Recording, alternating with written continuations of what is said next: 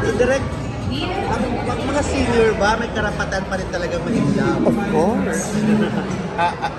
Pwede ko na sabihin ngayon yan dahil papunta na rin yan. Well, in denial pa. Pero ikaw, experience mo na rin? Oo. Ang ano naman, ang love naman is universal, any age. Di ba si Charlie Chaplin nga, kinasal when he was 89 yata or 88 years old. Oh. Tapos, sila Robert De Niro. Di ba? So, ito, very, very timely talaga yung Monday, first screening. Pero ikaw ba na-experience mo na ma-in-love ulit at your age, ganitong age? Yes! Talaga? May girlfriend ka, Kuya Rick? Yes! Talaga? Committed with someone? Committed with someone? Ilang taon na, Kuya? Ha? Gano'n nakatagal? More than a year. Quietly lang. From showbiz? Ay, hindi.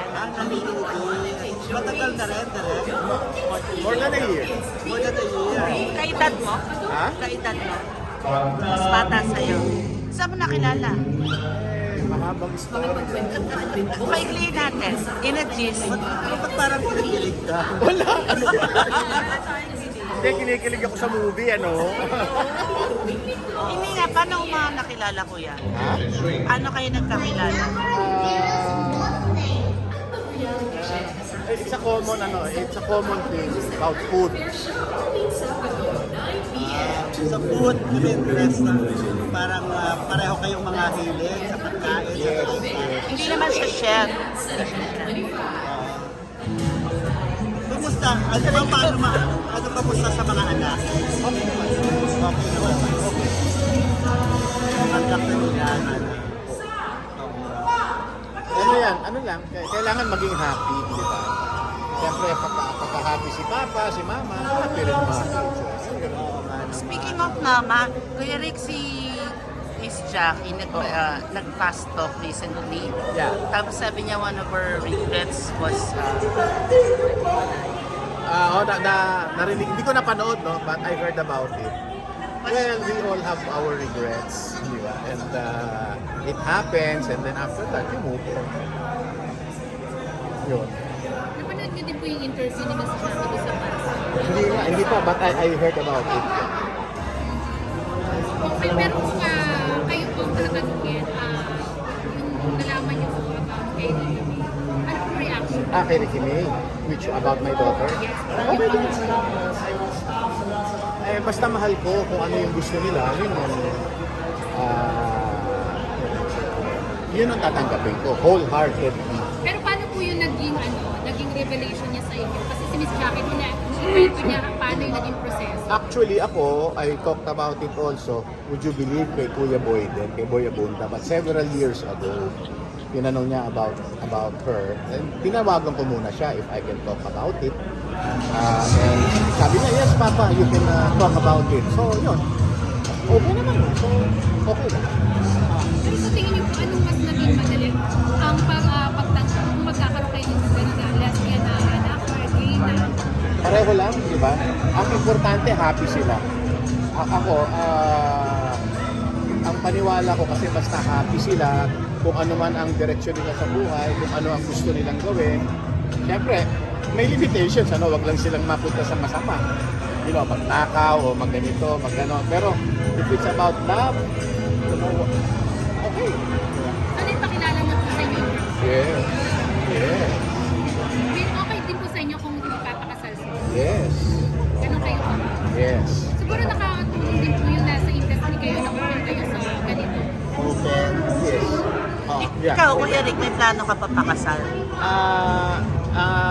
Hindi ko sinisirado, pero kumbaga parang been there, done that, and pero hindi ko alam mahirap kasi syempre habang nagkakaedad ka, parang minsan hinahanap mo rin, may kausap, companionship, may kakwentuhan, may ka-share ng something.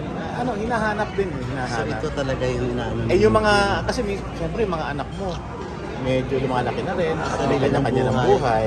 May iwan ka Oo, naman isa. oo, yun. Pero ano, andyan pa rin naman sila to listen. At bilang listen, nakingialam din. So we can say ano, sa interview na hindi kasi regret daw niya, ayun nakipag-iwalay ko sa'yo. Ay, Oo nga eh, ito, ay. tapos na yan. Yun. pangatlo na.